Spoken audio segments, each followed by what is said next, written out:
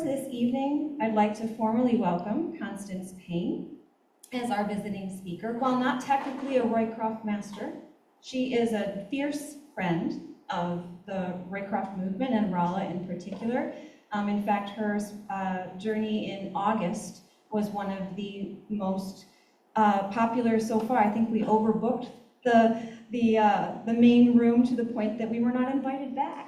In fact, we exceeded the capacity so strongly. So we welcome back. Constance Payne holds a BFA, MA, and MFA from the University of Wisconsin, and as an associate professor taught for 28 years as the head of painting and drawing in the fine art at Buffalo State University.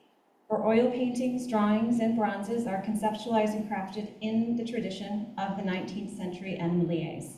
Did I say that correctly? Yep, atelier, yeah.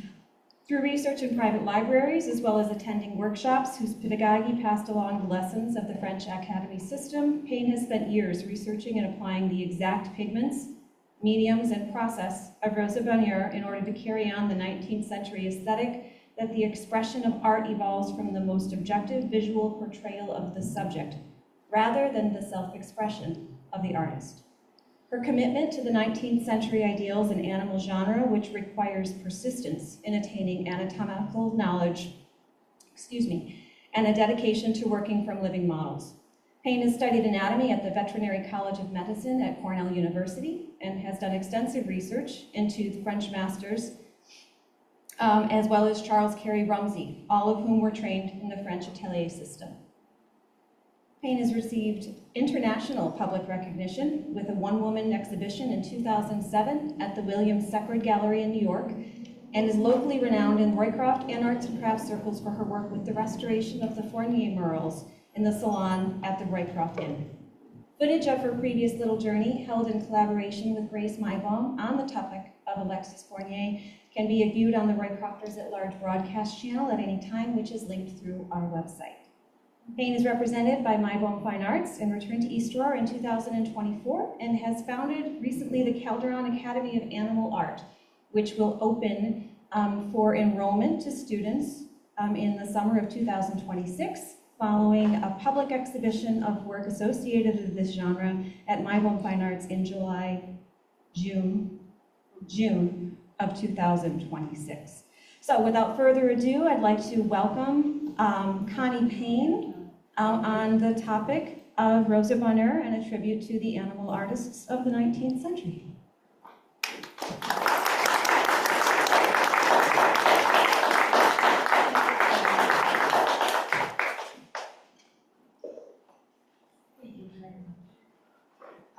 I have one correction. First of all, can you all hear me well?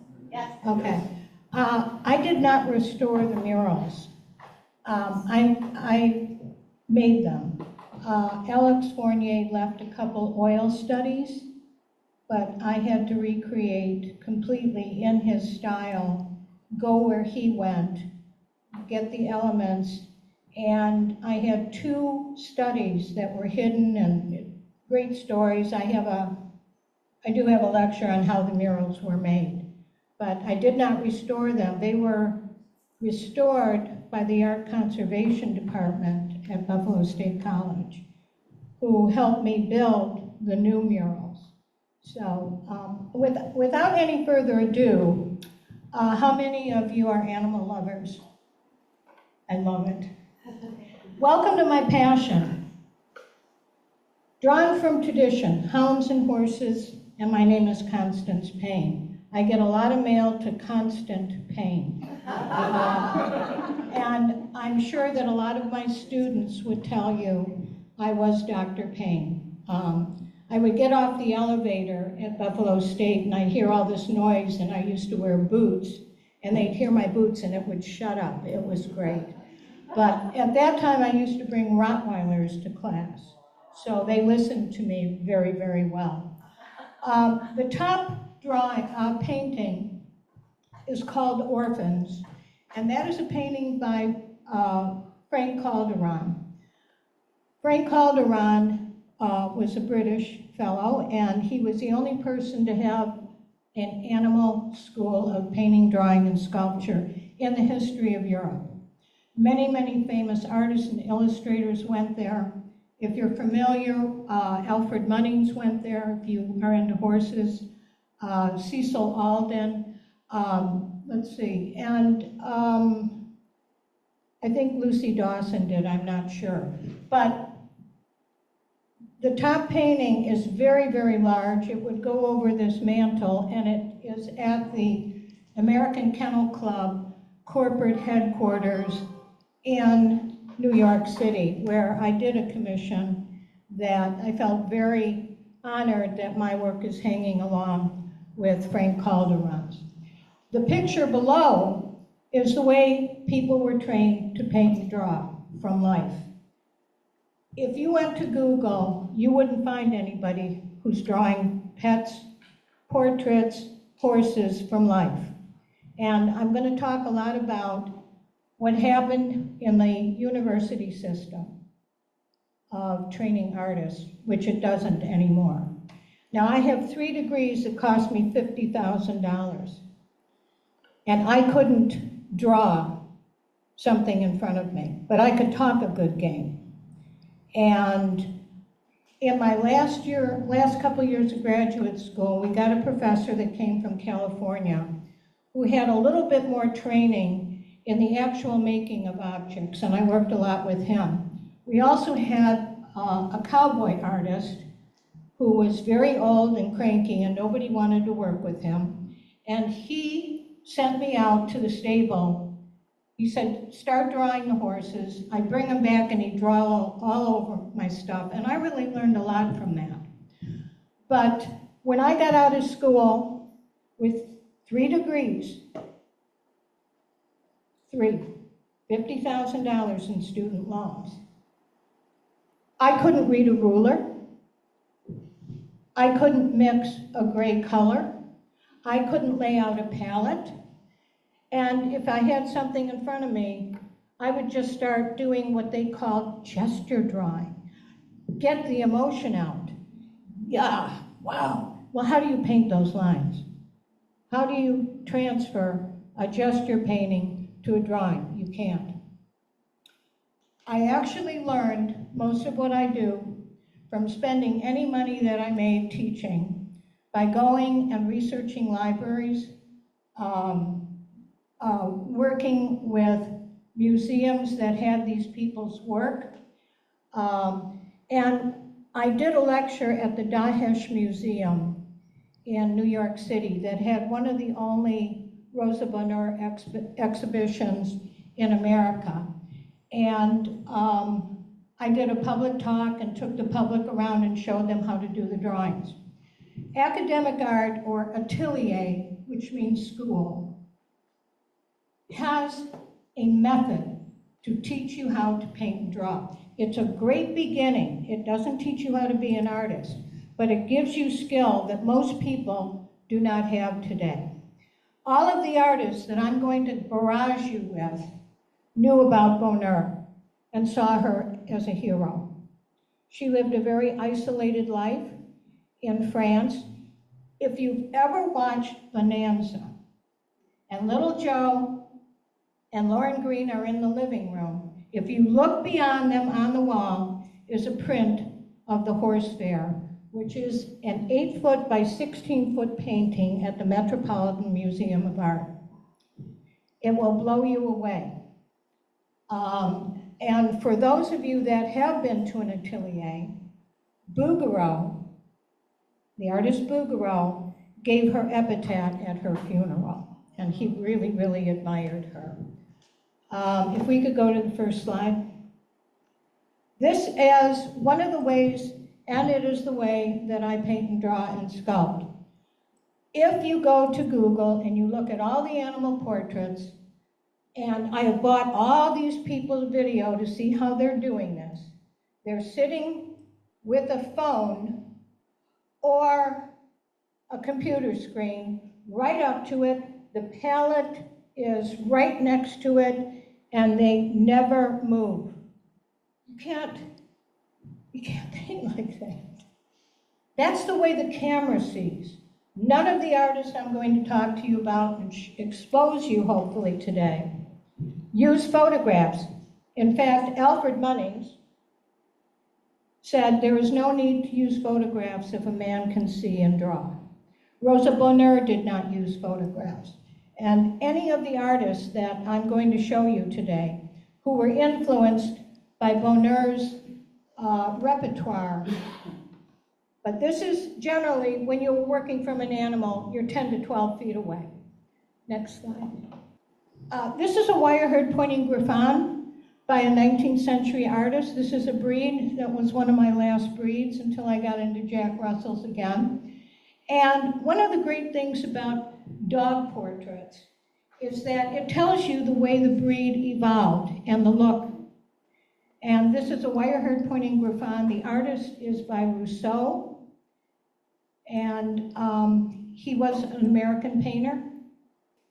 This is a modern-day griffon, and you can see that there's not much difference in the coat and the furnishings on the face.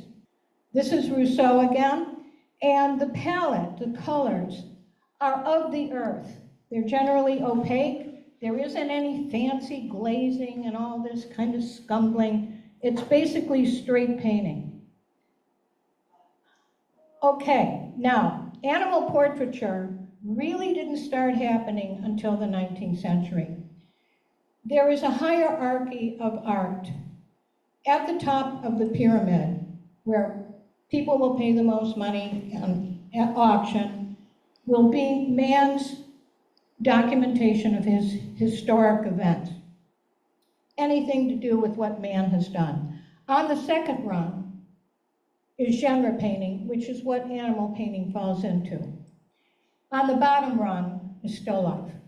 And that is held true since I've been in art and in auctions.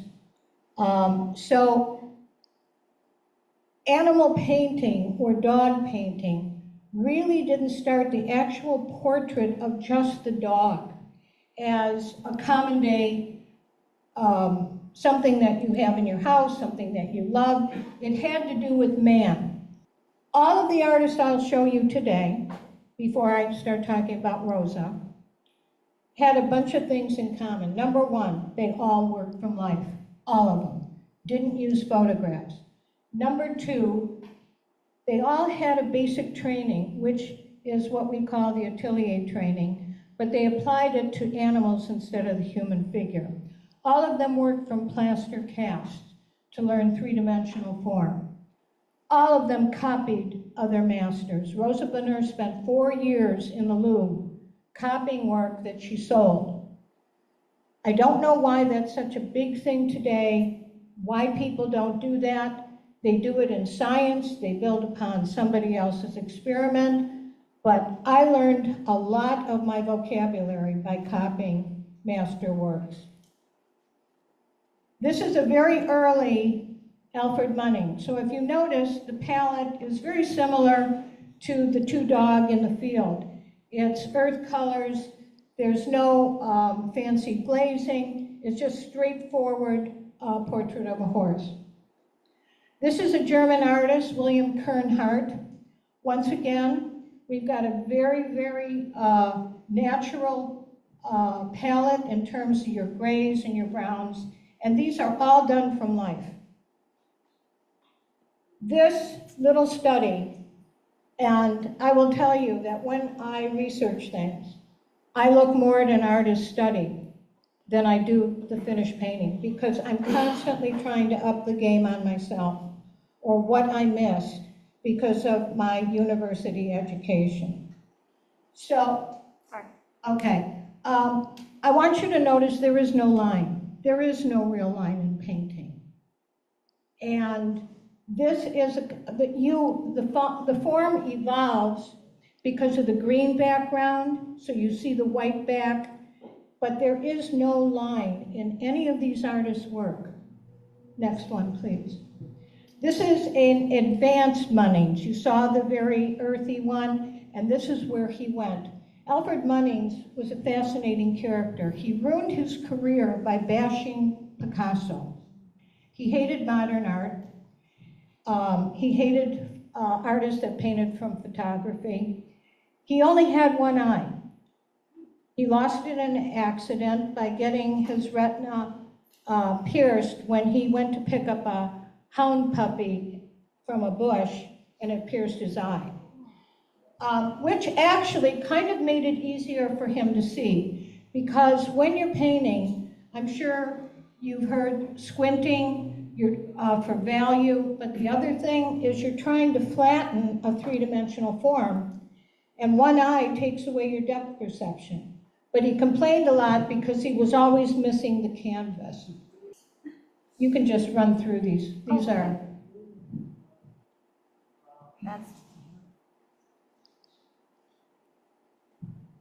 Alfred Munnings went to World War I. He couldn't fight because he only had one eye, but he was a war artist. And he came home with 45 paintings. This is very, if we stop here, notice the palette.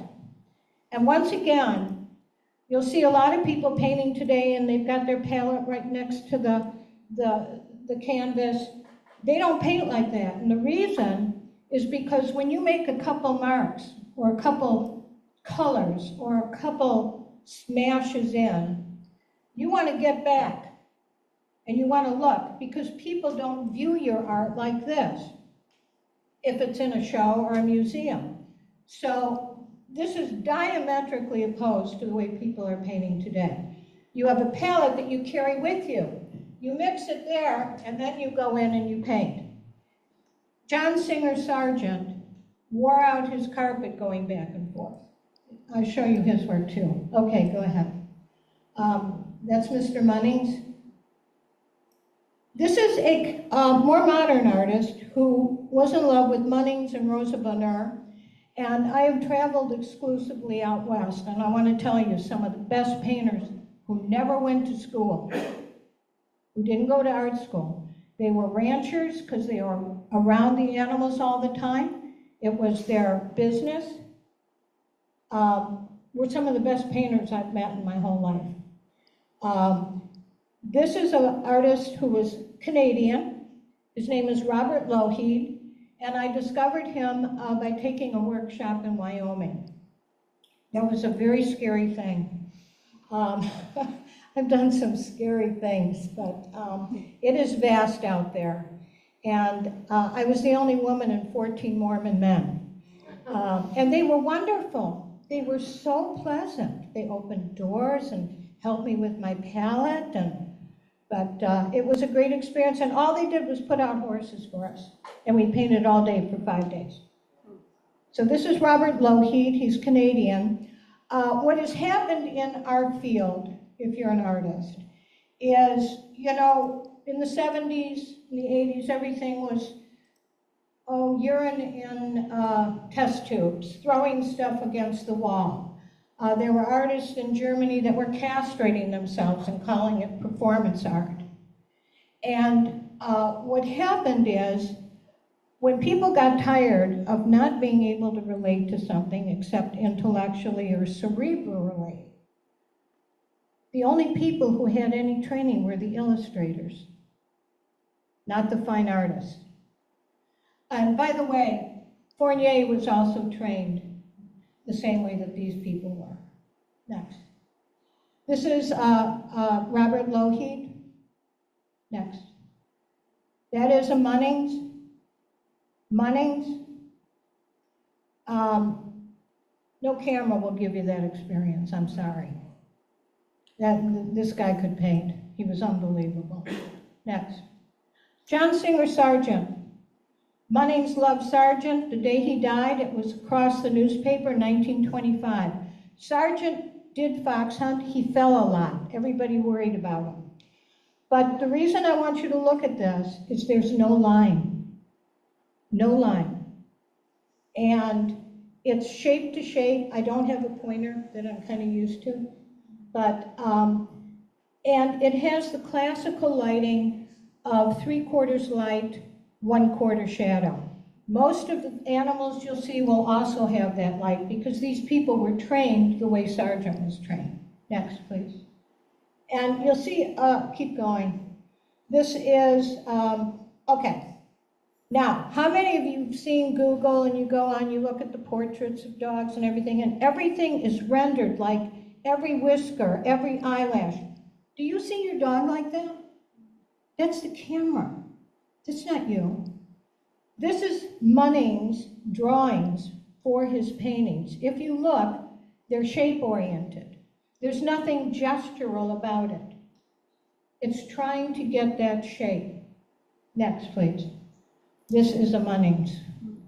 If there are 2 or 3 colors used, and this, just unbelievable. This is Munnings. Early Munnings, once again, that kind of earth tone. I discovered this artist through Grace Maibaum. Herbert Dixie. He also lived at the same time that Munnings did a lot of illustration, English. Next, please. John Ems, never went to school. Next, John Ems. These are all done from life. This is a French artist by the name of Josephine Bose, who was an academic painter. Isn't that a beautiful piece? And that's mine. After I spent probably 5 to 7 to 8 years of doing the lessons that Munnings and Rosa Bonheur left behind. That's another dog that's from this area. The collar took more time to paint than the dog. Those were real diamonds. She was wonderful. She beautifully trained. She sat for me. I spent about 3 days. She was just a marvelous, marvelous standard poodle. Okay. This dog was the top winning Irish setter. This is a very large painting that's in Toronto. Top winning Irish setter of the breed at the Westminster Kennel Club. They spent $500,000 advertising him, and he was sterile. This changed my life.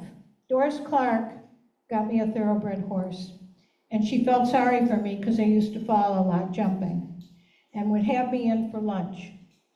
And she sent me upstairs to go to the bathroom, and over the bathtub was this engraving by Edwin Landseer called The Taming of the Shrew.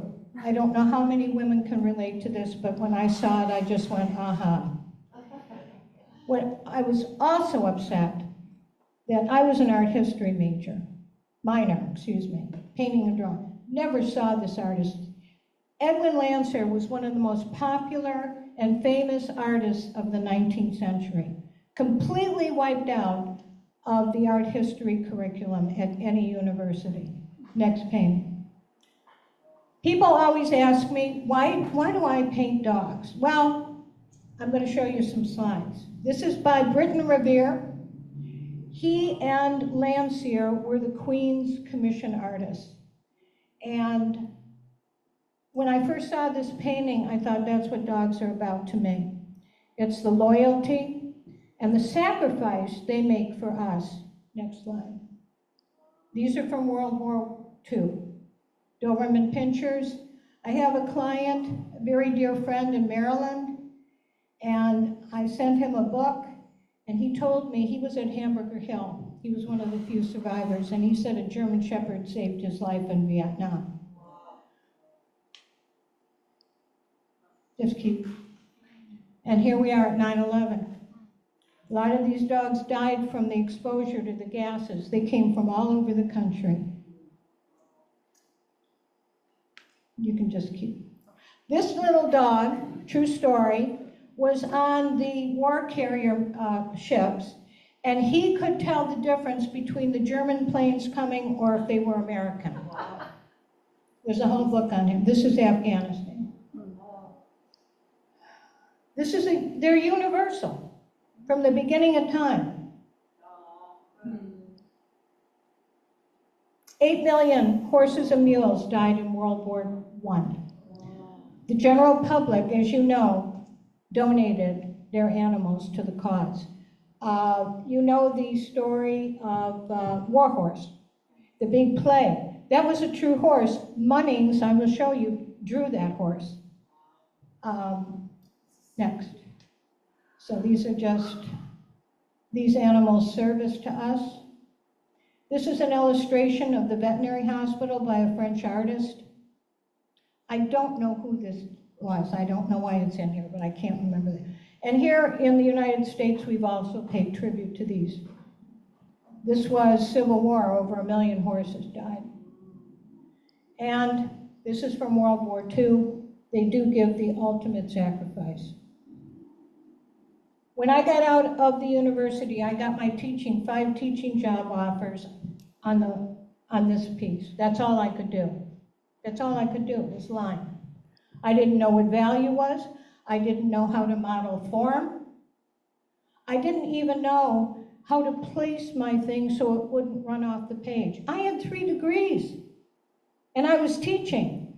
So what happened, I was the, that's okay, that's okay.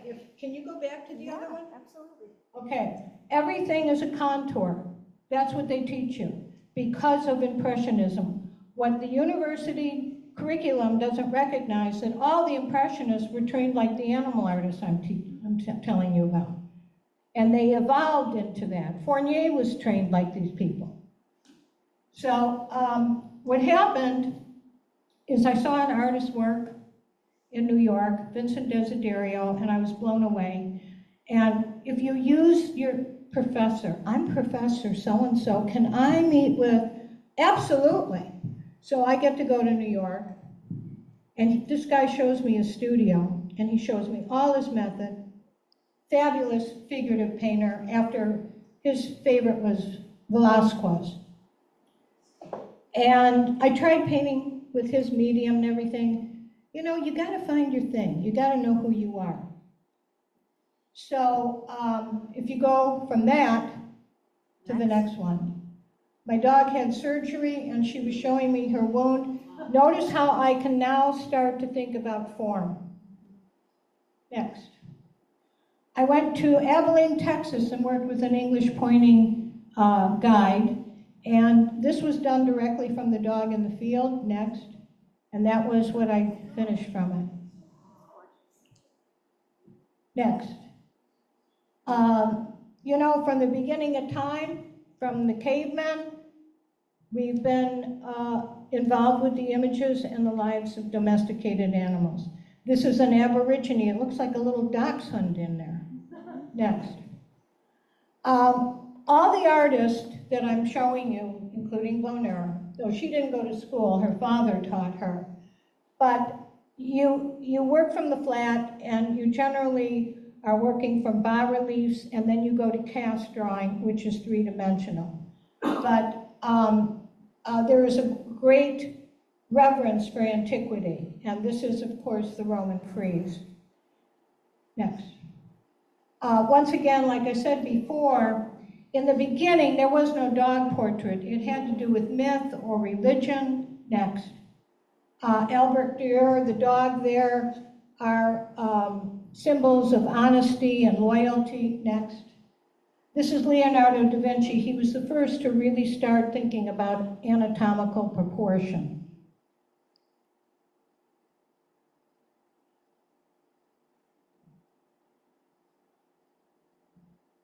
Okay, after we dealt with the history of man and dogs helping and religion, the next kind of thing in the 1700s, early 1800s, was the hunt.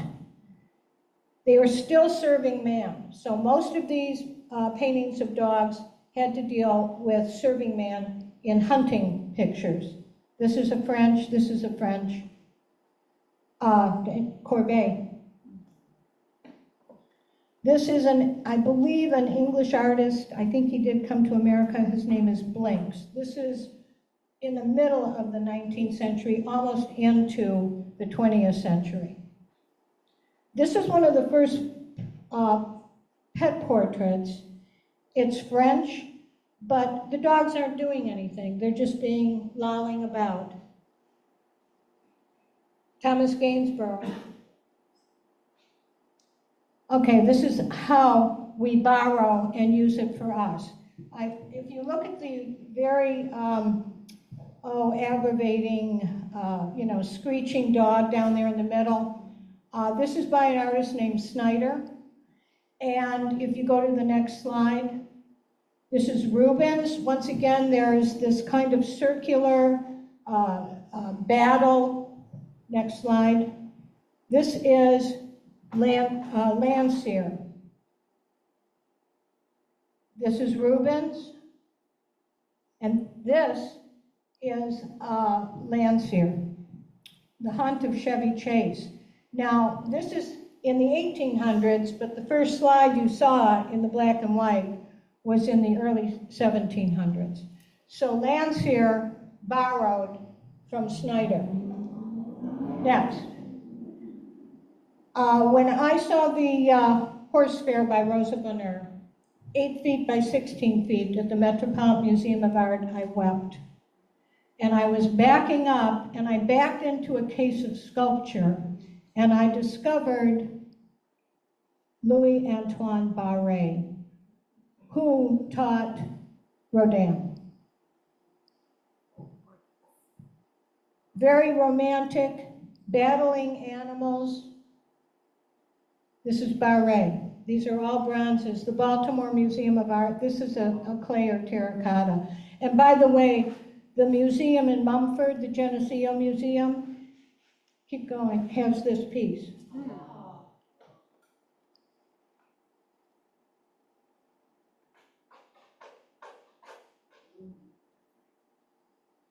And these are Barré paintings. Now, if you see the gridding, these were drawings that the artists at that time went to the zoo in Paris, and they drew the animals, and they did multiple sketches, and if they had one that they wanted to put into a painting, they would grid and transfer the grid to a larger canvas.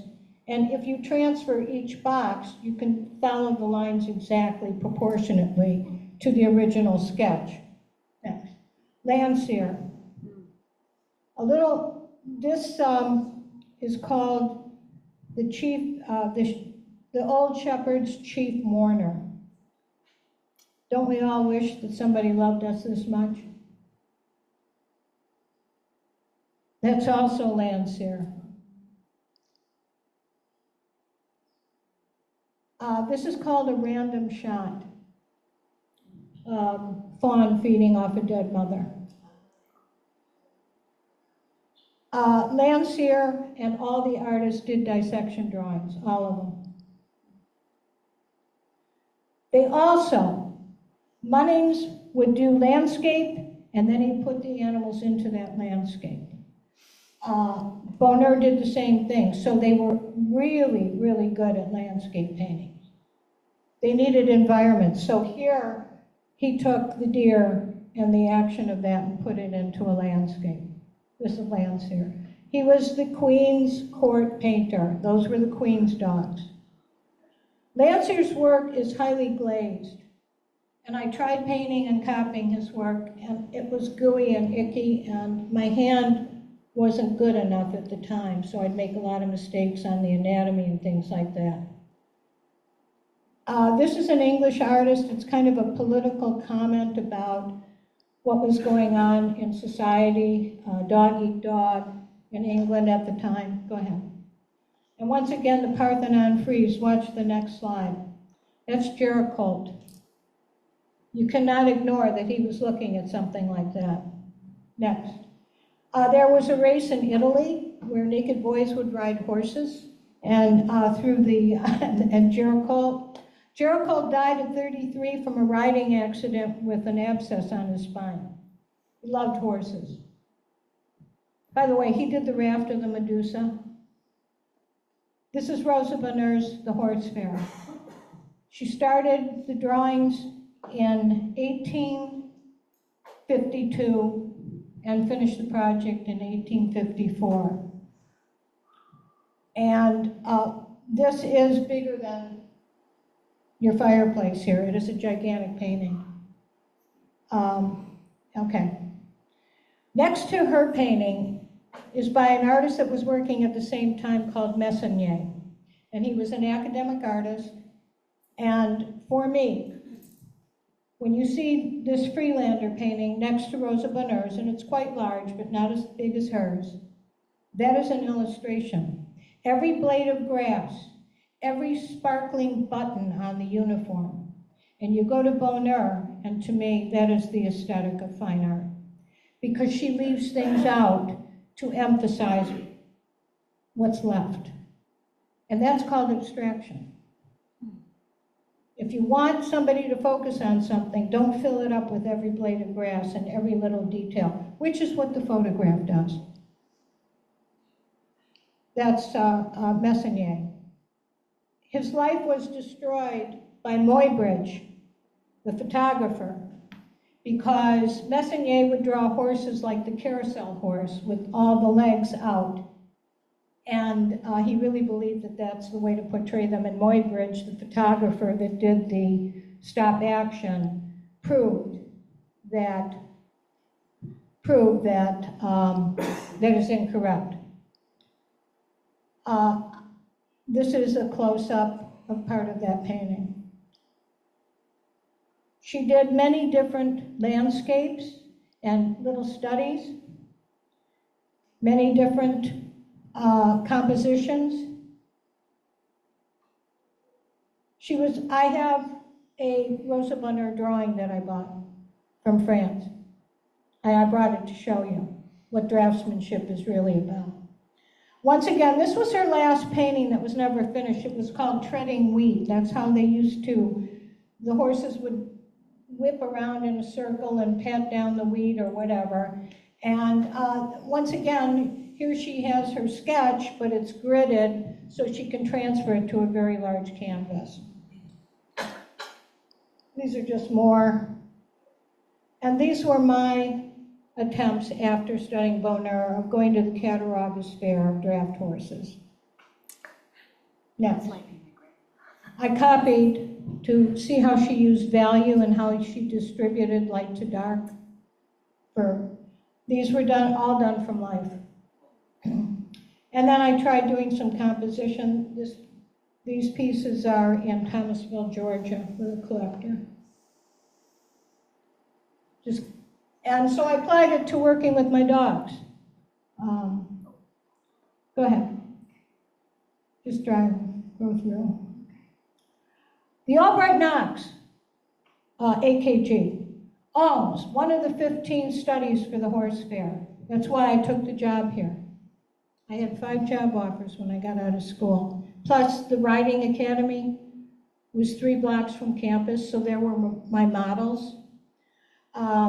This is part of a study I did of the study from the Albright, and Ralph Lauren bought this piece. And it was in his home collection on Hollywood, in Hollywood on Rodeo Drive. So there are some people that understand why other artists copy what they're trying to learn. Yeah. This was my Rosa, the nastiest little bitch you'll ever meet. Yes, it was. And she lived to be 16. But this was done from life.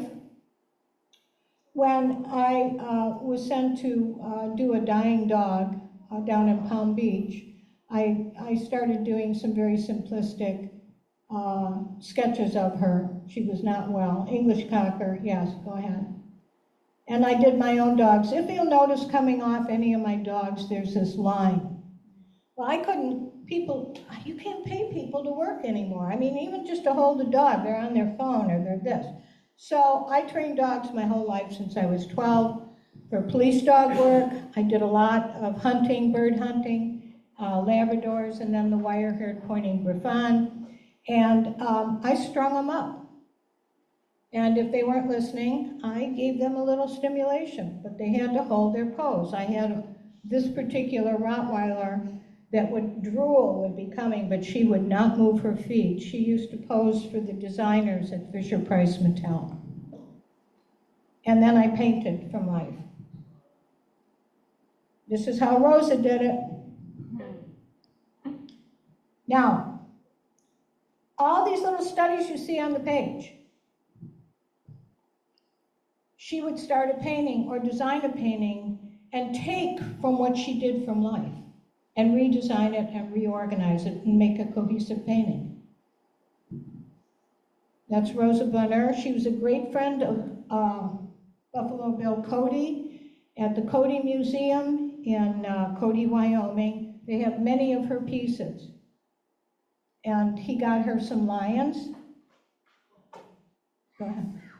And if you'll notice how simplistic the drawing is, how lacking in rendering or detail. She lived on the edge of the forest of Fontainebleau. So while the Impressionists were there, she stuck to her traditional methods. That's a copy I did of a Bonheur page. So I took what I learned from her and did my own dog. This is in British Columbia. And then next, this is a pastel that is in Maryland. Rosa Bonheur did sculpture. All of these artists, Munnings did it, Bonheur did it. You learn, Calderon did emphasize to his students to learn how to sculpt because it would help you realize form or think about the other side of a form, although you're painting flat. There she is with Buffalo Bill Cody. He gave her an Arabian horse that she eventually had euthanasiaed. It was a stallion. He got her some of the lions, and go ahead. This is Bonheur's painting from life. She had a lot of assistants. There's Buffalo Bill Cody. This piece is in the museum, the Whiting Museum, I think, in Cody, Wyoming. The Buffalo Bill Museum, it's called.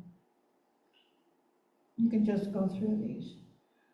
She was not adept at the human form because she wasn't interested. So this is her studio. And this is the studio at By. A couple years ago, a woman attorney bought it, and it's been getting a lot of attention now. These are, Bonheur did not use oil. She didn't believe in it. And if you go to the Metropolitan Museum of Art, and you look at the horse fair, and you go down and you look at an artist by the name of Bouguereau, his paintings are all cracked because there was a lot of glazing and a lot of oil. And even though there's impasto, meaning thick paint on the surface of her paintings, it's not cracked because she did not use oil. Okay. There were different palettes for the sky, the ground, and the horse, or whatever she was painting. This is Munnings' palette. So the tradition carries on. And this is Mr. Munnings.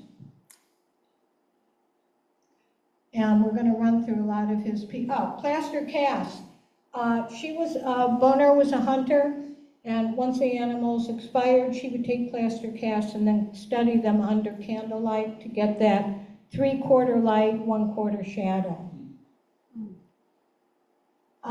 This is, the way that artists in the past, in the 19th and early 20th century, basically worked from living animals.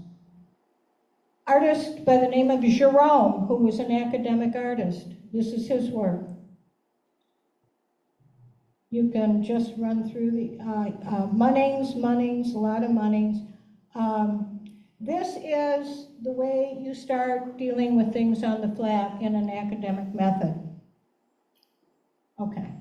And then this is also copying masterwork. It's called bark drawing on the flat. And then you go to dealing with a cast. And basically, this is how all of these people were trained and how I tried retraining myself in my studio. If you'll notice, that is also a Munnings in an old, in his later stage. He lived to 1959. This is Longheed that I showed you before that I discovered out west. And these artists all drew from cast. It's very hard to recover animal casts. So what I did was I got Bonheur's There's a very famous white plaster cast of a horse, and I got a dog from the 1920s, and I put them together, and I tried some cast drawing. Those are very, very beginning pieces. I'd like you to constantly realize that there is no line within the form, that it is modeled in terms of shape of value, meaning light and dark, okay? The study of proportion is essential, and it's not that hard. It's not that hard, and you use it when you draw from life. That's a horse at the bottom, and that is a dog at the top. This is a Bonheur drawing. I had to do a basset hound. This piece is in Japan, so I used the format for the dog of that Bonheur drawing that I saw, because it had great ears. See? See what you can learn from the past? This is Bonheur. And that's what I did when I had to do a Springer Spaniel. I literally used the same background that I had a cement wall. Go ahead. Munning's drawing, academic figure drawing. This is Munning's drawing, very quick sketches of horses. If you'll notice, there's no gesticulating and getting your emotions out. These are all Munnings. These are all done from life. And that was, now, this is a sergeant. If you'll notice, 3/4 light, 1/4 shadow, even in a little sketch. Okay? Sergeant, John Singer Sargent, the portrait I showed you of the young girl. John Singer Sargent. And this is Sargent's drawings, but he did animals. This was my own dog. I didn't finish it, but I was trying to capture that feeling of simplicity. Same thing here. These are all done from life. Munnings, Munnings, Munnings, Munnings. And I copy this, and that was my dog after I copied a couple Munnings that I did from life. I don't even know where this piece is, but that was my dog. Munnings, Munnings. This is an artist by the name of Charles Church. He is a highly sought after commission artist. If you would, I want you to just kind of look at this. Everything is cut out. Nothing feels a part of the atmosphere. When you look at a horse, do you really see the shine on the bottom of the hoof? Is that what you're really looking at? Keep going. That's Munnings. Which one is more alive? Sorry, Okay, that's all right. Next. I'm just going back to so. Yes, well, go ahead. Alive. I'd like everybody to see it. Yeah. Big difference. Hopefully when you leave here today, you'll have a little feeling of what fine art is, as opposed to all the people on Google doing pet portraits. Okay. I took a workshop with Ned Jacobs, and I started 4 colors. All we did was paint horses that were tied up in a corral, and he gave us 4 colors. I learned a real lot, and I was looking down on her, and I thought, I'm just going to simplify this. Okay. This is Munnings, once again. Like I said, the academic method, figure painting. These are all Munnings. Well, how much time do we have? We're at 7. 15 minutes? Yeah. I got 15 minutes? Started at 10. What? You started at 10. Okay, all right. Munnings. Munnings. All done from life. He would hire these ne'er-do-wells and give them booze and food, and they would drive the horses and hold them for him. And they had these people called hop pickers. They were gypsies, and he fell in love with the way they lived and their relationship to the land and animals. This is what made his career. He came back from World War I with 45 portraits of generals on their horses, had a show, and then everybody wanted to be painted on their horse. These are all his war paintings. They're gorgeous. Munning's Red Prince Mirror sold for 8.1 million. So tell me that this genre isn't important. This is Munning's. He loved drink, he loved to party. Munning's. All right, like I said before, the illustrators were the only ones that had the skills. This is Goodwin.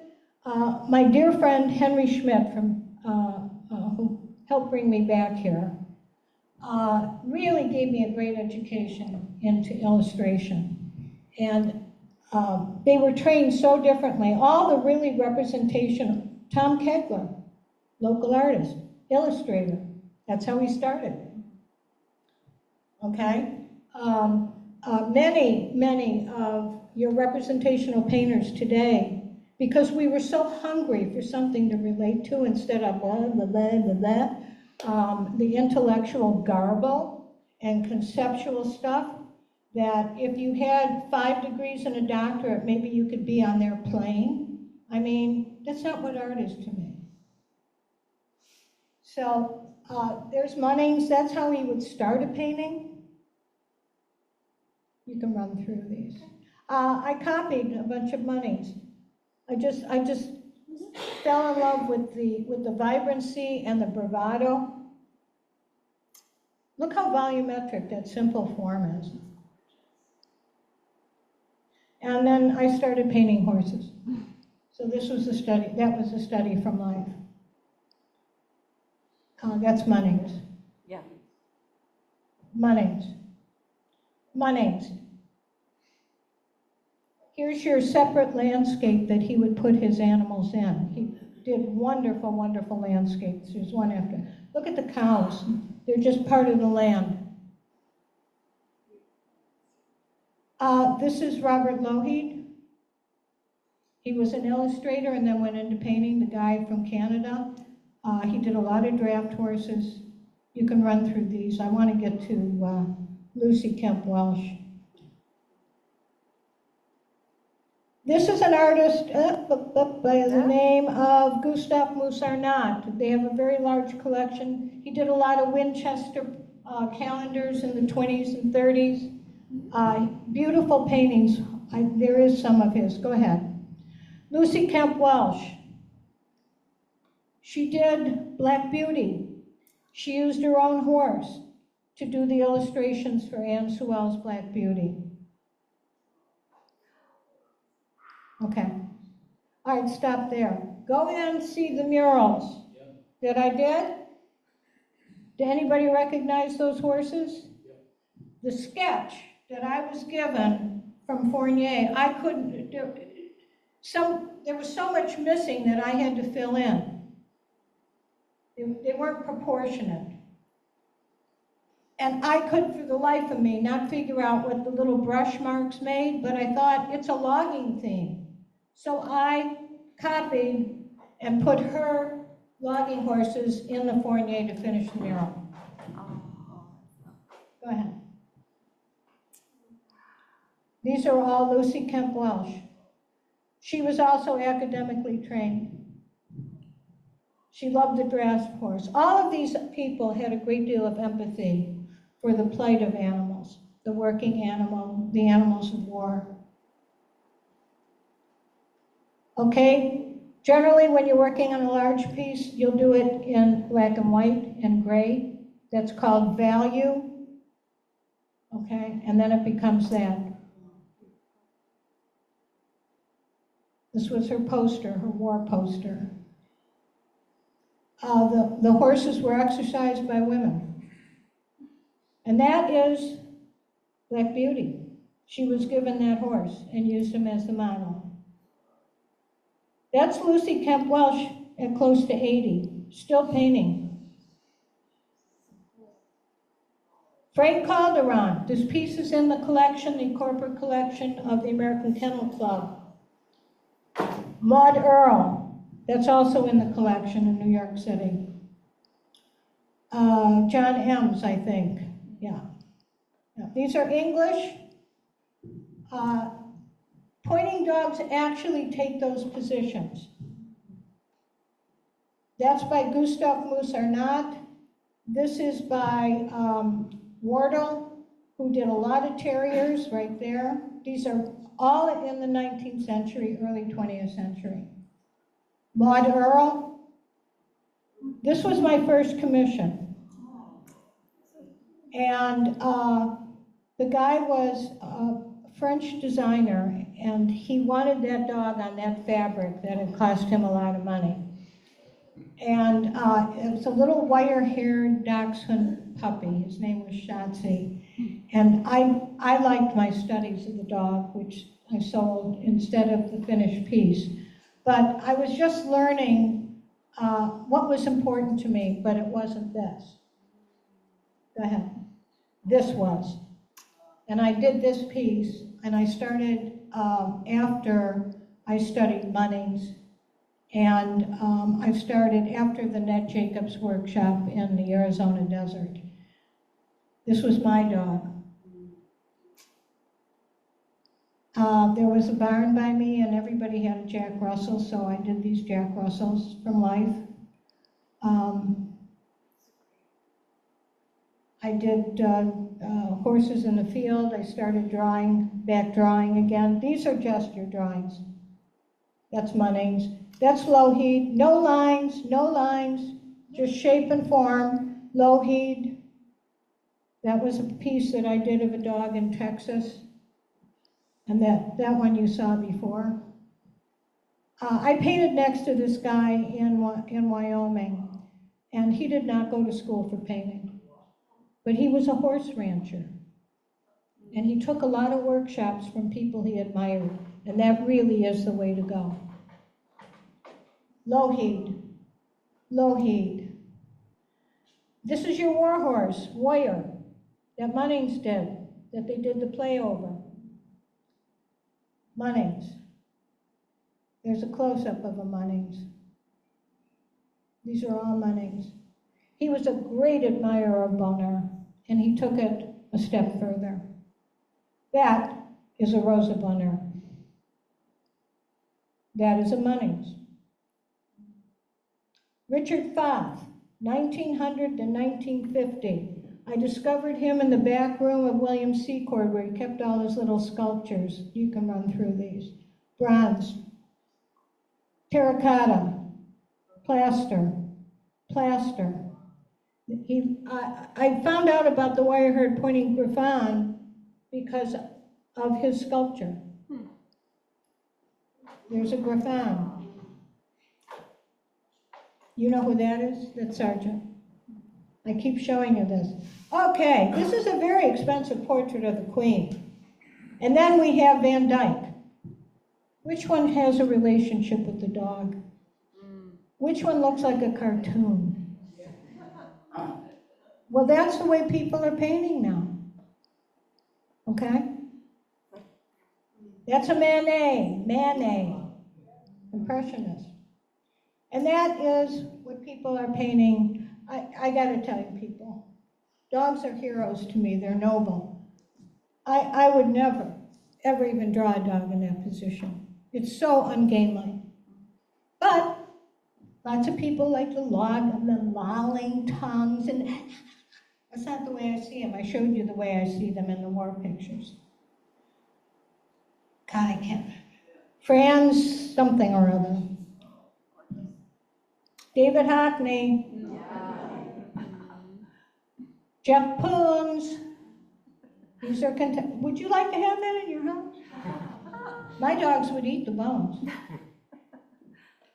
Lucian Freud. These are contemporary. This is Ned Jacobs that I took a workshop with. Go ahead. And he studied with a woman called Bettina Steinke, whose work is in the Mumford Museum.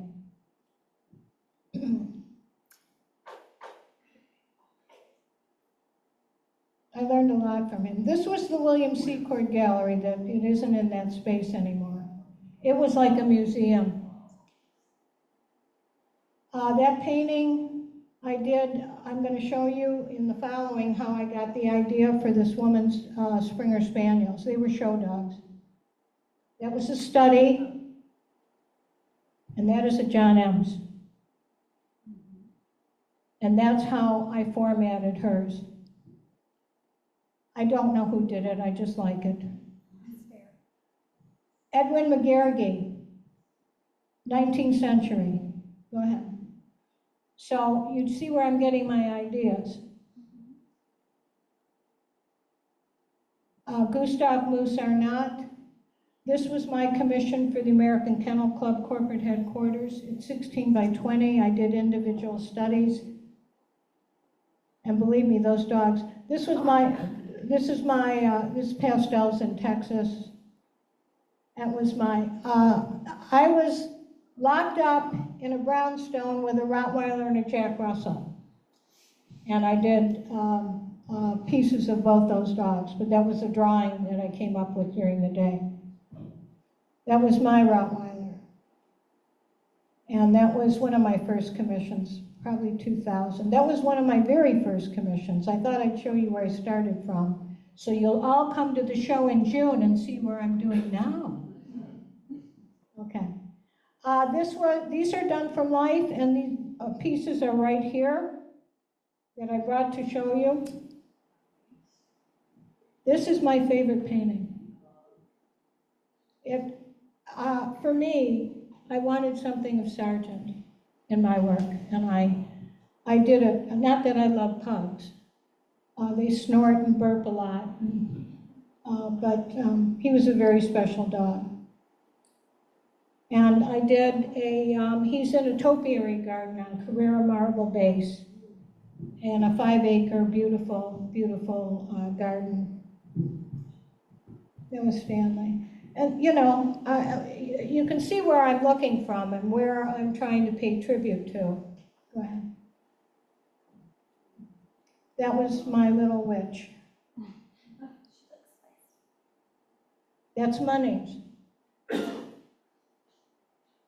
Gustav Moose Arnott. That's one of mine. And that was a study for this tightly rendered piece that the client wanted. Every little detail, so that's what I did. Gustav Moose Arnott. Landseer, that was Dash, one of the Queen's dogs. Stretton, his name is, English. I had to do 3 Cavalier Spaniels, and that was a commission painting that was sold. I had to do 3 Dachshunds. That was a commission painting of the people's Dachshunds. Rosa Bonheur. That was a Cavalier. Do you see where I'm coming from? The same dog, he loved the ladies' gloves, so I threw them in there. That was Mr. Secord's dog, a Dandy Demont Terrier. West Highland White Terrier, they wanted the puppies in there. That was the study for it. That's off of a Landseer piece of a little dog looking out from the wood. That was my basement studio on Grover Road. And that was a French Bulldog, and we got a big article. My girlfriend Lisa went with me, and that dog peed on the photographer's bag. Okay, and that was that little witch and me. And this dog was the dog of my heart. Brilliant, brilliant in the field, courageous. And there she is. That was our first hunt. That girls in Wisconsin are tough. You gotta, you know. I started doing sculpture. I always loved sculpture, so I did from my draft horse drawings, and these are pictures of the bronze. There are 10 left in an edition of 24. That was the horse I used. These are pictures from the foundry. That was Newt, and that's how she would pose. I would set her up there like that and light her, okay? And this is a wire-haired Pointing Griffon that was a very heroic dog. He didn't have the furnishings, but he was the same breed. I didn't bring the live dog because it's too hot, and I didn't want to leave him in the car. But what I do have for you is an actual Rosa Bonheur drawing to look at of her lion. There's the actual two pieces that I always keep for myself. This is a Bonheur painting copy that I did. I wanted to find out what her grays were, how she played with gray. And this is a dissected leg that's rubber that I did up at Cornell. They turned it into a polymer so it stays forever. And I have a regular dog skull, a French bulldog skull, a pug skull that died from an abscess tooth. So you can see the brachiocephalic dog are the dogs that are like this, like a boxer or a French bulldog.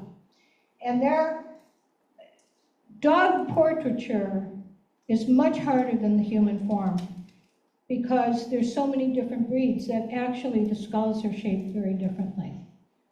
And I also have a cat. There's one thing to remember if you want to start looking at dog portraiture. Eyes to the side, it hides. Eyes to the front, it hunts. And that tells you whether the animal was prey or whether it was predator. And I have seen a lot of animals that should have been predator that are painted by the way the eyes are set. So anatomy and working from life are the major, major aspects of learning how to be a fine artist with this genre. And I thank you for letting me share my passion with you.